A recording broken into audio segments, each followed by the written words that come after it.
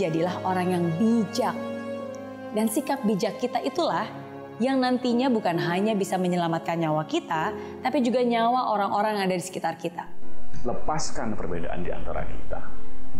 Ketika kita ingin memuliakan Allah, cara yang terbaik memuliakan Allah adalah memuliakan semua makhluknya tanpa pandang bulu. Garda terdepan untuk memutus rantai penularan virus ini adalah teman-teman sekalian, adalah masyarakat. Kami petugas kesehatan adalah benteng terakhir dari perang ini.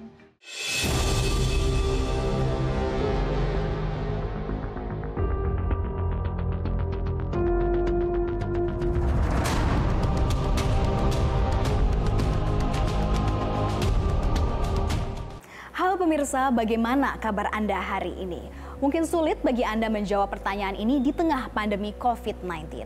Saat ini kita memang tengah menghadapi situasi yang tidak biasa. Social distancing dan physical distancing harus kita terapkan saat ini untuk saling menjaga keselamatan bersama. Semua hal kita lakukan di rumah saja, mulai dari bekerja, beribadah, dan belajar. Semuanya dilakukan di rumah. Ketika mendapatkan musibah, sepatutnya kita berdoa kepada Tuhan untuk meminta pertolongan. Lantas, apakah cukup dengan berdoa saja? Motivator Mary Riana akan memberikan perspektif berbeda untuk Anda.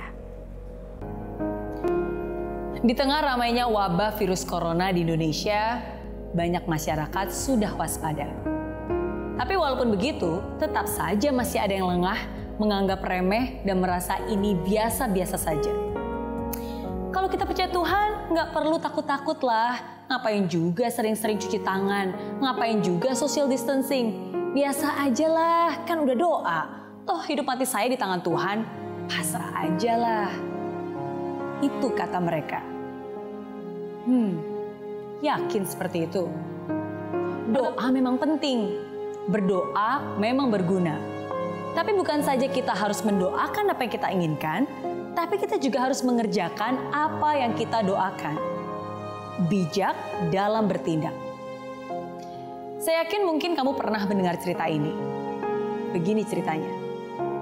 Pada suatu hari terjadi bencana di sebuah daerah. Karena hujan turun deras berkepanjangan, permukaan sungai pun semakin lama semakin naik dan akhirnya terjadilah banjir besar. Ketika banjir sudah sampai ketinggian lutut orang dewasa, banyak orang sudah mulai mengungsi dari daerah tersebut. Karena takut kalau permukaan air semakin tinggi. Berbeda dengan yang lainnya, ada pemuda yang tampak tenang tinggal di rumah. Akhirnya datanglah truk penyelamat berhenti di depan rumah pemuda tersebut dan mereka bilang, "Ayo cepat masuk ikut truk ini, nggak lama lagi nih banjir akan semakin tinggi." Tapi pemuda itu menjawab, "Nggak apa-apa, tenang aja. Kamu terus aja menolong orang lain. Saya pasti akan diselamatkan oleh Tuhan. Saya ini kan sangat rajin berdoa." Dan ketinggian banjir semakin lama semakin naik dan akhirnya seluruh rumah di daerah tersebut terendam seluruhnya. Kamu mungkin bertanya, gimana ya nasib pemuda tersebut? Pemuda tersebut akhirnya mati tenggelam. Dan di alam kematian dia pun dihadapkan pada Tuhan. Nah pemuda ini langsung protes. "Tuhan, aku sudah berdoa kepadamu, selalu ingat kepadamu. Tapi kenapa aku tidak Engkau selamatkan dari banjir itu?" Tuhan pun menjawab dengan singkat, "Aku selalu mendengar doa-doamu. Tapi kenapa kamu tidak peduli? Kenapa kamu acuh?" Pemuda tersebut pun menangis. Dia merasa begitu bodoh bahwa dia tidak menyadari pertolongan itu. Tapi apa daya, semua sudah terlambat. Cerita tersebut bisa menjadi relevan dengan keadaan sekarang ini. Kadang sampai saat ini nih, masih saja ada beberapa orang yang acuh dan tidak peduli dan menganggap remeh. Ketika ada saudara dan himbauan yang mengatakan, "Jangan liburan dulu, nggak perlu deh jalan-jalan, apalagi kumpul-kumpul orang banyak." Tapi masih ada beberapa orang yang menempis dan bilang, gitu aja kok takut. Buktinya saya keluar juga nggak apa-apa kok.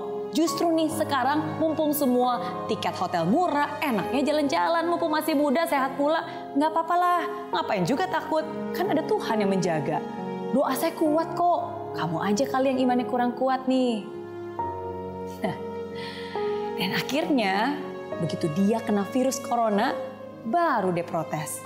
Tuhan, kenapa engkau tidak melindungi aku? Kenapa engkau tidak menjawab doaku? Siapa bilang Tuhan tidak menjawab? Mungkin Tuhan sudah memberikan pertolongan lewat teman-teman yang mengingatkan, lewat informasi, lewat pengetahuan yang dibagikan.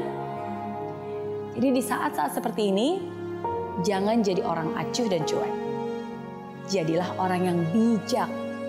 Dan sikap bijak kita itulah yang nantinya bukan hanya bisa menyelamatkan nyawa kita, tapi juga nyawa orang-orang yang ada di sekitar kita. Be considerate, be responsible.